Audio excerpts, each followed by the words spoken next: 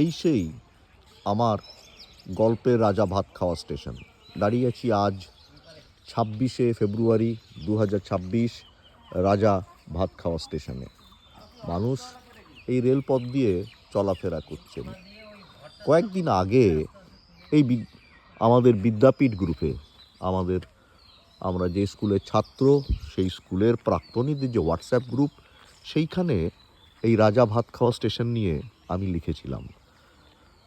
1967 সালের ডিসেম্বর মাসে একটা বাচ্চা মেয়ে, সদ্য বিয়ে হয়েছে, তার বরের সাথে যাচ্ছিল আসাম। বর্ধমান থেকে বারাউনি থেকে অন্য ট্রেনে চড়ে, মানে আসাম মেলে চড়ে তিনি চলে যাচ্ছিলেন।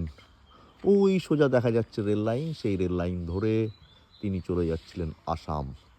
যে কোনো কারণেই ট্রেন এখানে অনেকক্ষণ দাঁড়িয়েছিল।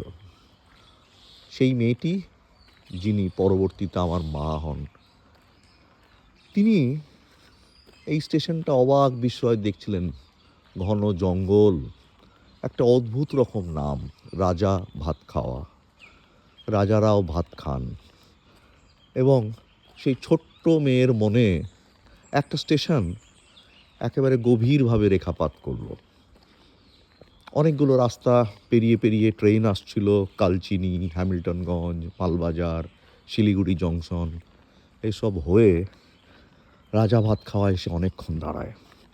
সেই রাজা ভাত খাওয়া স্টেশনে আজ 26শে ফেব্রুয়ারি 2026 তার ছেলে দেবাশিস ঘোষ হেঁটে হেঁটে দেখছে রাজা ভাত খাওয়া স্টেশন। আর এই স্টেশন চত্বর, যেখানে দীর্ঘক্ষণ দাঁড়িয়েছিল শেষ ডিসেম্বর 1967 এক দুপুরে আসাম যাওয়ার পথে রাজা ভাত খাওয়া স্টেশনে দীর্ঘক্ষণ দাঁড়িয়েছিল, সেই স্টেশনে এসে আজ মনে হচ্ছে পুণ্যভূমিতে এসে দাঁড়ালাম।